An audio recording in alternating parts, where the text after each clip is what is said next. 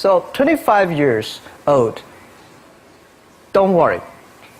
Any mistake is an income, is a wonderful revenue for you. So I told myself and told my young people, before 20 years old, be a good student. When you do entrepreneur, just learn some experience. Before 30 years old, follow somebody. Go to a small company. Normally in a big company, it is good to learn processing. You are a part of a big machine. But when you go to a small company, you learn the passion, you learn the dreams.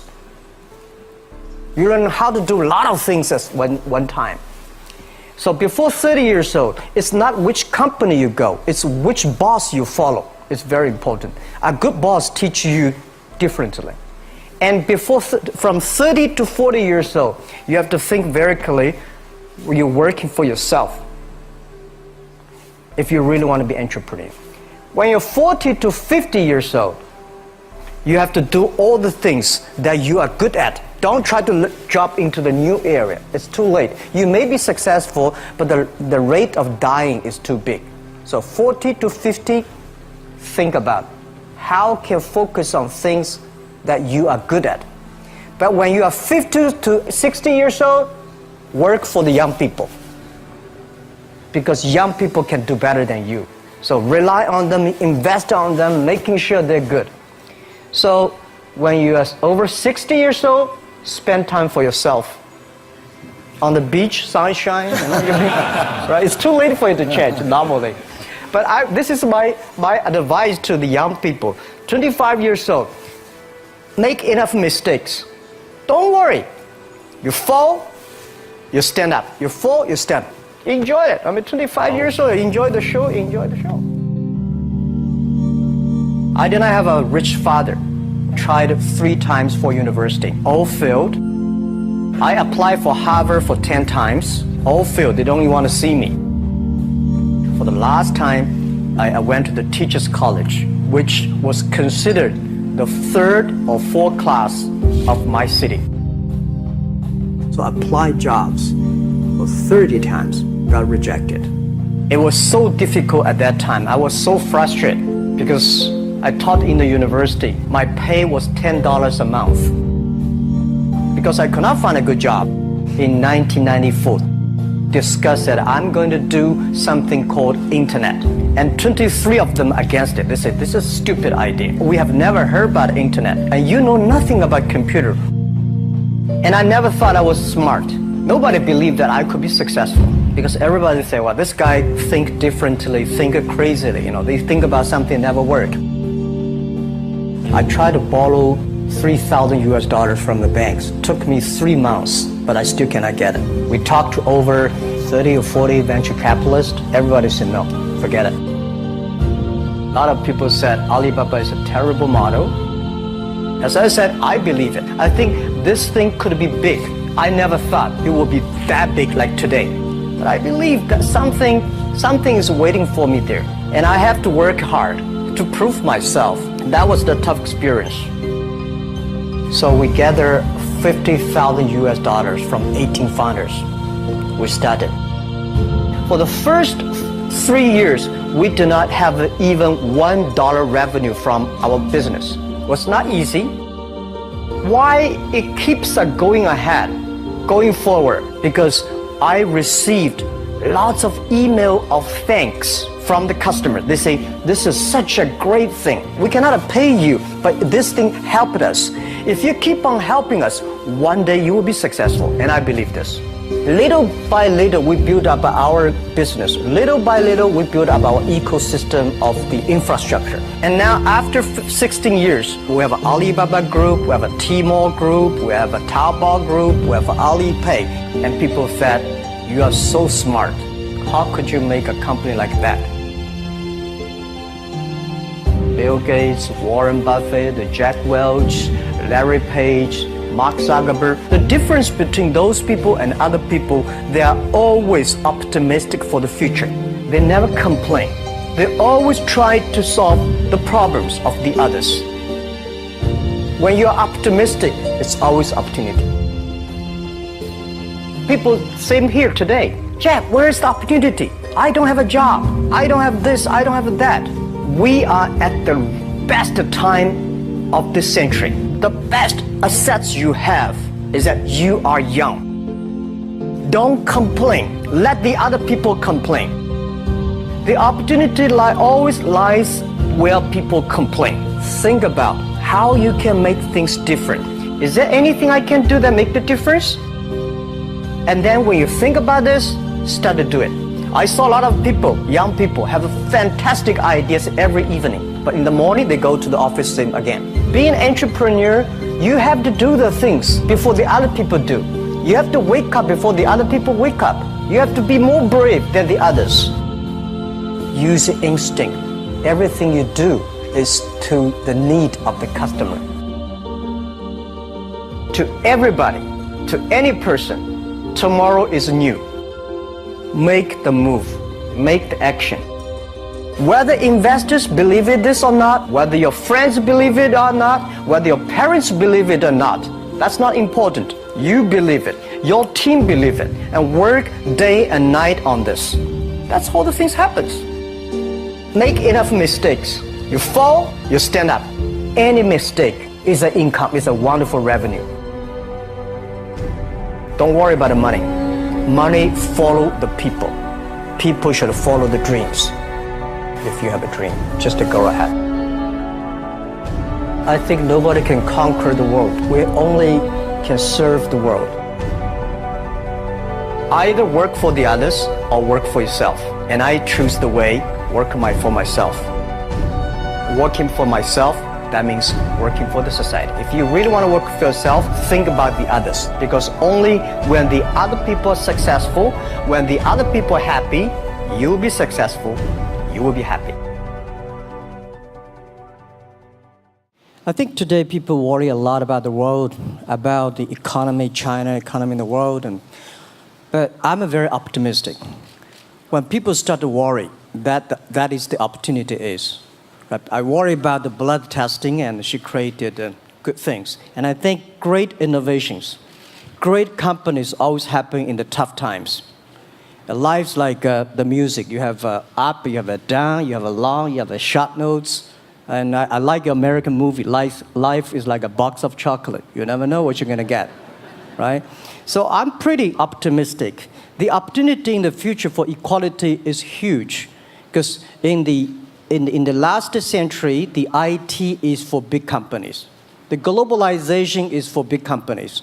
But now with the technology, we can serve those 80% of the companies that never been served. We can serve the 80% of the young people that have never been served. Technology for internet is so cheap, so easy to use. One of the reasons why we grow in China e-commerce so fast, much faster than the USA, because our infrastructure of commerce in China was too bad. When it is too bad, something happens and goes. Today we are working on the rural areas of China. I can never imagine that China, about 800 million people still live in the rural areas, are farmers. And there are about close to 200 million people. Their income is less than $1 per day. And before the internet, it's impossible for these guys to reach the PC because it's so difficult. Even people like me, I don't know how to use a PC. But now 80% of the farmers, those people using mobile phones. When I have the mobile phones, the internet, the data, things change a lot. So I'm excited about the future. People always worry. I love the young kids sitting there and talking about the dream, the hopes, because if they have the hope, we have the hope. That's what I believe. And let's just take what you do.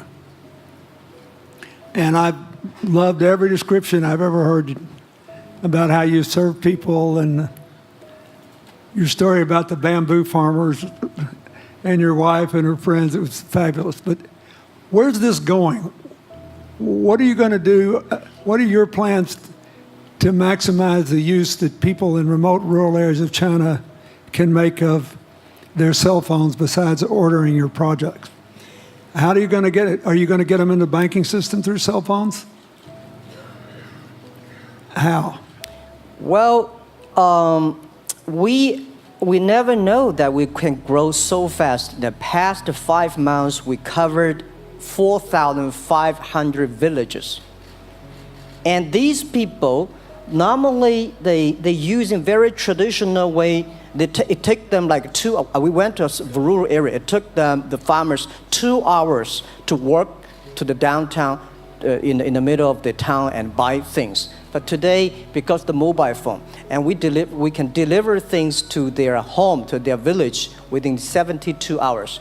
I remember last week I read a very interesting thing. This is amazing. There is a girl, she told me a story. She said her grandfather, 92 years old birthday. And for his life, he always wanted to try one Western style food. But he lived in the rural areas. There's no such restaurant food. So she said, I tried on the internet, book a restaurant dinner for Western food, delivered to that village.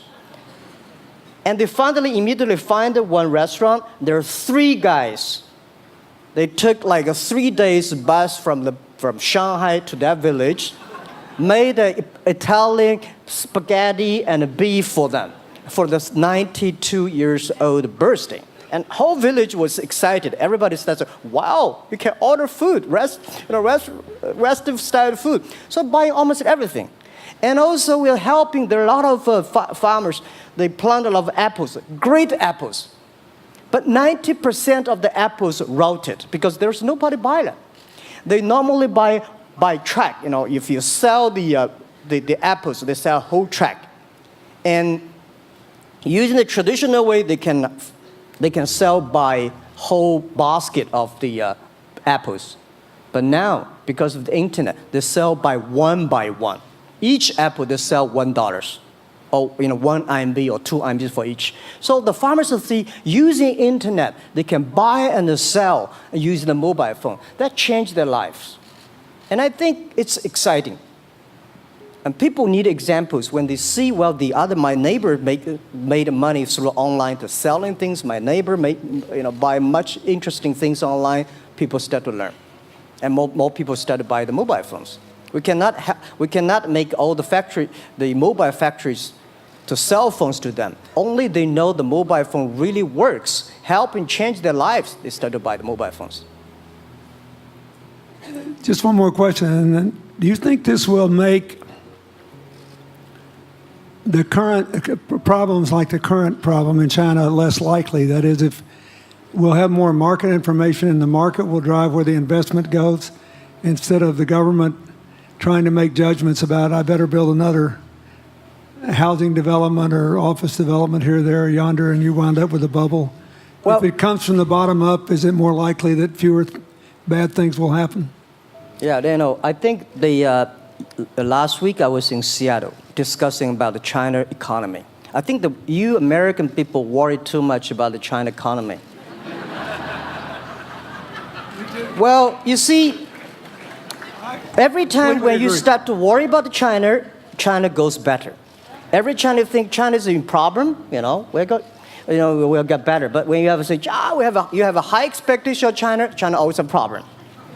Like parents have the expectation of the kids, are the same. But there's a big difference between American consumption because people say, the economy is bad, so China consumption will be good low. No, totally different. You Americans love to spend tomorrow's money. And the other people's money, maybe. Or maybe the children's money. We Chinese love to save money. We are probably the largest country, the safe deposit in the whole world because we've been poor for so many years. When we make money, we put in the banks because someday we know the disaster is coming, so we can spend the money. So when the economy is bad, we still have the money to spend. You guys probably don't. You worry. And the second thing is that China been focusing on developing for the past 30 years. China government so strong on investment, so strong on exporting, but they are too weak on the domestic consumptions. Domestic consumption is not driven by government; it's driven by entrepreneurship, driven by the market, not the government. So in the past 20 years, government is so strong. Now they're getting weak. It's our opportunity.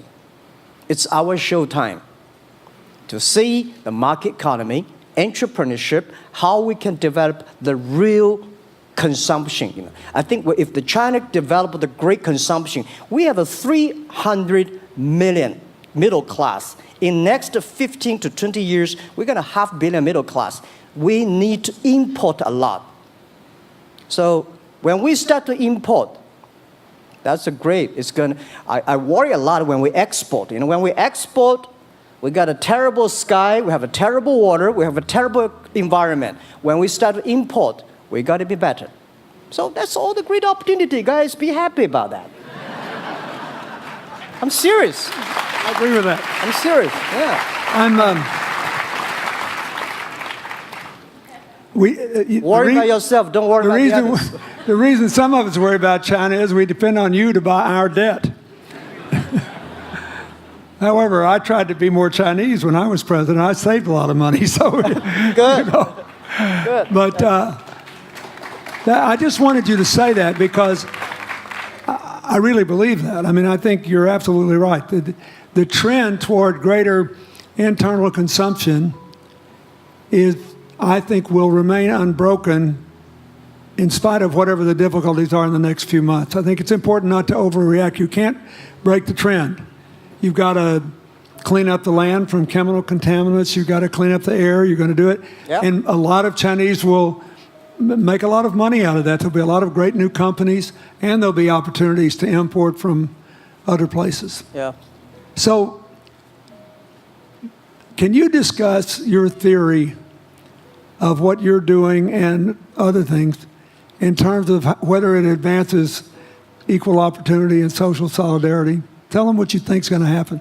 And what other kinds of, when your opening remarks, you just said technology is going to be active in this way in other areas of the economy. What do you think the next big opportunities are? But first, tell them just in 2 sentences what you're doing, because Jack and I know, and we haven't been clear enough. Explain it, and explain how you think that advances social solidarity and equality of opportunity. Well, our work is in the belief that access to health information is a basic human right. And that lab information, particularly because lab data drives 70% of clinical decisions, needs to be accessible to people before they're sick. So if you look at the word diagnose in the dictionary today, it says to determine the presence of disease from symptoms, which means by definition, we're determining that people are sick once a disease has already progressed. And our work is in being able to make lab testing accessible to people in time for therapy to be effected, and to do that in a way in which every person, irrespective of their insurance status, irrespective of where they live, can afford the ability to get a test done. So that means, in our case, we've invested the last 12 years in now developing hundreds of tests, many of which are less than $10. So $2 tests in the United States. And I think one of the amazing things about this country is that we have such an incredible ecosystem for fueling creativity, and that creativity can create new markets. So in answer to your question about the market being able to conform itself to social good, I think the creativity that goes into creating these new technologies creates new markets in and of themselves. And our basic belief is that those new markets come from empowering individuals and enfranchising individuals and trusting that individuals have the capability to engage with information, and in accessing that information, beginning to take control of their own outcomes and their own health outcomes, and in doing so, changing the way our healthcare system works. Think what this could mean for rural China, for rural India, for Native American reservations in America, for the Mississippi Delta, for the remote areas of where all the jobs were lost from coal. You're all of a sudden giving people information. And one of the most important things I think we did in my second term as president in the healthcare front was develop this diabetes self-care program, and all of a sudden Jack's company could be delivering the means to self-care based on your test. I mean, I think that this is a very big deal. We all want to live as long and as well as we can, and Craig Venner was here. We were joking about whether we'd make it to 100, but in the meanwhile, you want to keep people healthy, and if they're sick, you want to intervene early, not late. Yeah. Well, and if you look at, the ability to engage with this information, we have a $4 trillion healthcare problem in this country. 20% of it is type 2 diabetes, which is reversible. And we have 90 million Americans who do not know they are pre-diabetic. But access to information and the ability to engage with that information is the foundation for being able to change those outcomes and cost, right? One more fact, and then I want to call on Jack. You founded this company 12 years ago, right? Yeah. Tell them how old you were. I was 19. Yeah. So, don't worry about the future. We're in good hands. So, I was thinking about 19, where I am. 19, I've not passed the examination for university yet. I failed 3 times, but I think it worked out. I'm not good at schooling. Well, yeah, that's why I give confidence to a lot of young people in China. If Jack Ma can be successful, 80% of the people can be successful. People like her, we're jealous. But, well, equality, I would like to make a little bit technology helping, because yesterday I was joining the UN Women Conference about gender equality. And I think the first technology revolution happened 200 years ago in the UK, released the human body, the arm, stronger. The second technology revolution in the USA for energy, you can last long. But this technology revolution release the brain. So this century is not a competition who is stronger, whose muscle is stronger. It's who is smarter, who is soft, who can listen.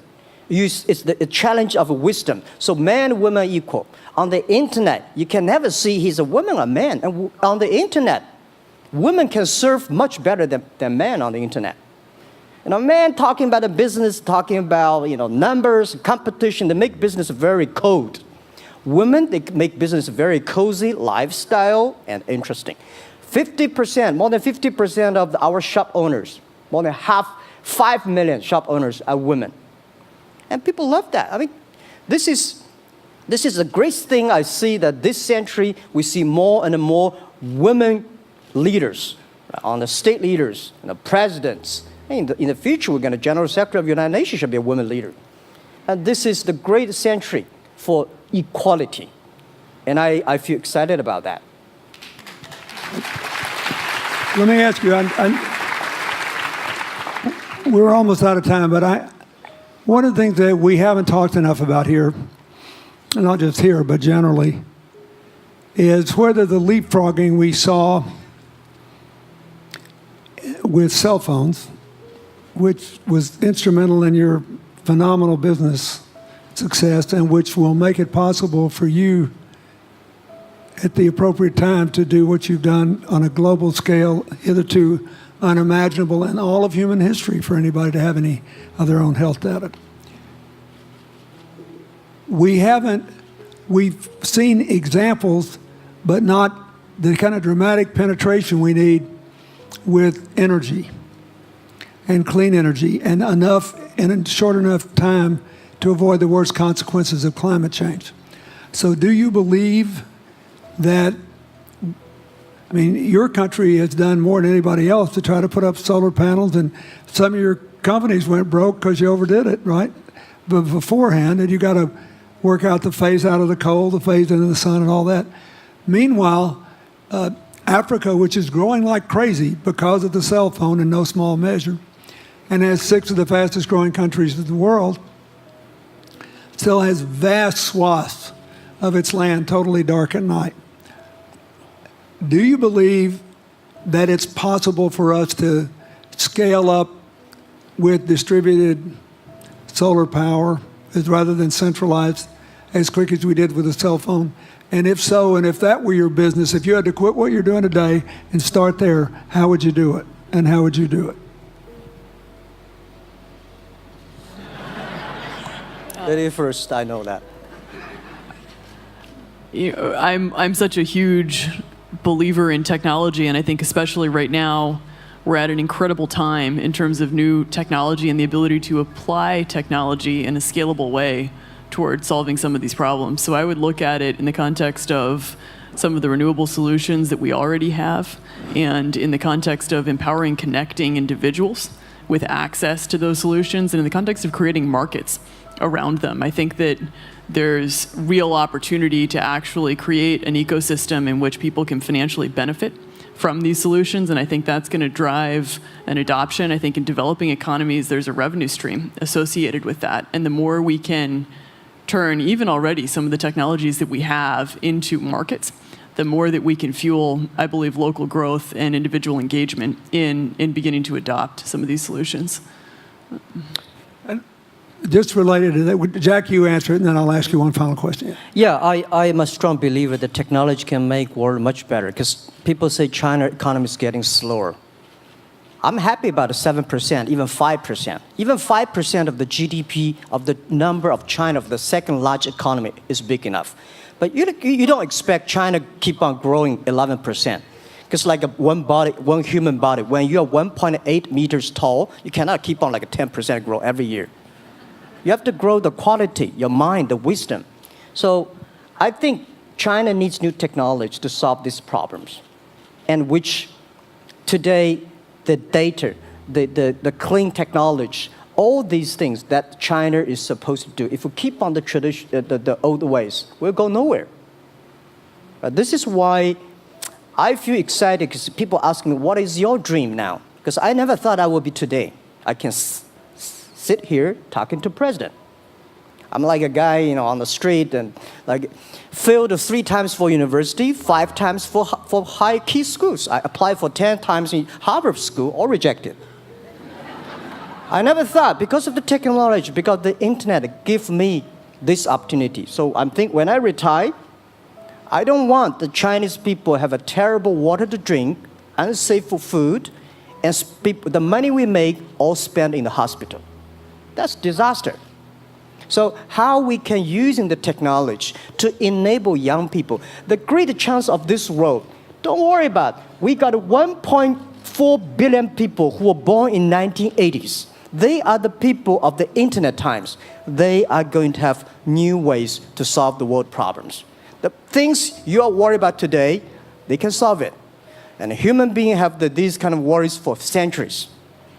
And young people can always solve it. And today, when you have a right direction, clean energy, the climate change, all these issues, they will be solved, and these are the great opportunities ahead of us. Anything else? I agree with that. I think the more we can enfranchise people, the more we can create ecosystems in which individuals are empowered, the more we give rights to individuals to be able to build businesses, to be able to pursue the economic benefit of technologies, the more you see these markets change.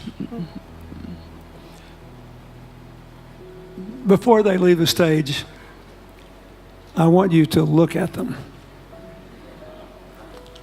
And I want you to think about the time we have had to spend here dealing with the refugee problems in Syria and Lebanon. Stand up, Elias. This is my friend Elias Bousab. He is the education minister in Lebanon. He's got to educate all these kids. And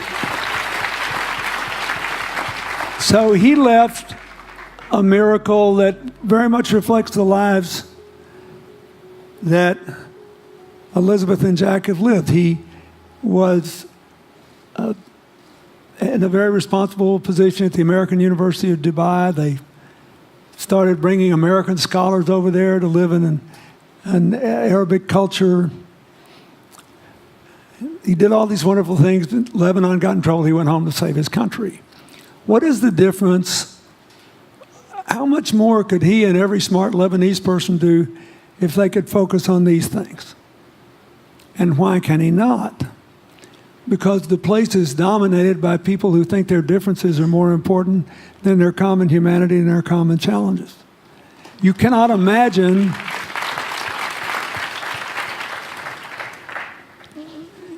Jack Ma's proud of being Chinese. I like that. He never hid it. He's happy about it. I'm proud to be a global citizen too. Yeah. Yeah. And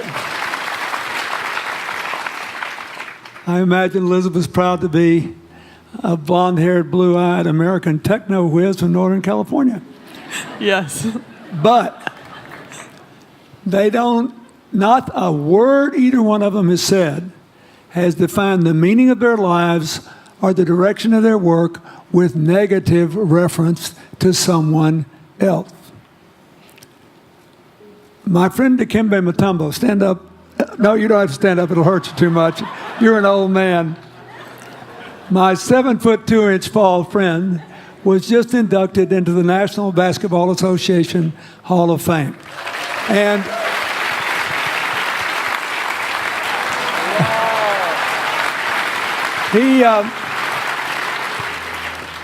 my family, my whole family loves him.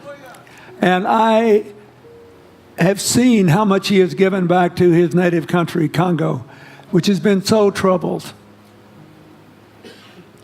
I've known him a long time. We both went to Georgetown University. I did before he was born, I think. I've never heard him say a resentful thing about anybody. I have seen him give and give and give and try to give the people in his native land opportunities. Why am I telling you this? He's had a good life because he never defined his life with negative reference to anybody else. He never begrudged anybody else's success, and he thought he had an obligation to help other people. I'm telling you, we are back in a time of collective global insecurity where the main struggle is the oldest one in human history, just in modern techno realities. I mean, if you were trying to build the Middle East, you would think about our permanent sponsor here, the ambassador from Oman, who her government tried to help head off a calamitous war in the Middle East over the nuclear issue in Iran. We all pray to God that it'll work out all right. And the lead she made. You look around all these places, wherever people are putting aside their differences and working together, good things are happening. We cannot achieve economic or social equality without living in the factual realities of the world we face, looking at the obstacles, looking at the opportunities, making the best decisions. And those of us who even feel good about ourselves because we think we spend a lot of time giving, our whole goal should be to work ourselves out of a job. One of the things that Bill and Tanny Austin are sitting there with Starkey, they started giving away hearing aids, and then they decided, well, we better teach these young people how to speak. If they get the gift of hearing, they'll have to learn that. So they got into the education business. Sonny Varkey got into the education business and decided somebody ought to do something really dramatic to remind people that the only people that really matter are the teachers. So he gave the first Global Teacher of the Year award last year, and an international panel gave the prize to a teacher from Maine who promptly gave the entire $1 million to her school. The woman never made any money in her life. She gave all the money away immediately. The future is going to be forged by people who think of how to use the modern tools that we are given, as Elizabeth and Jack have, to create opportunity through empowerment. And it will not be a straight line. It's too many moving parts. But I just want you to think about that. The reason you feel good looking at them is that you identify with them even though they're different from you. And that's basically where we are all over again, and we can't slip back. We can't give up. That's why when we had the Prime Minister of Italy and George Soros talking about the future of Europe, and George said it was coming apart, and the Prime Minister said, no, it doesn't have to come apart if it's about something more than economics. I thought it doesn't have to come apart if you will it not to. And you put yourself on the line for it. There are no guaranteed outcomes today, but you can guarantee that the trend is right. So go ahead, you were going to say something, weren't you? Yeah, I just wanted to add, I mean, as we're talking about the future and from my own experience and looking at all the faces here, I think a huge part of the answer to your question is also to raise our little girls with the stereotype that they can be the best in engineering and science and math. Because when they do in all of these industries, it changes everything. And we need to do that in this country, and we need to do that as parents in other countries. You know? Yeah, I was thinking about if what you say. I think about when you talk about problems, you normally it's like a politician. When you talk about opportunities at the business people, I was thinking about how we can using this all the problems that change the problem become the opportunity. And I don't know. I just feel excited when people talk about problems.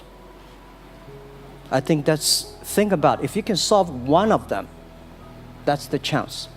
And today, nobody live in this century has so many opportunities and so many tools they can use to change other people's life.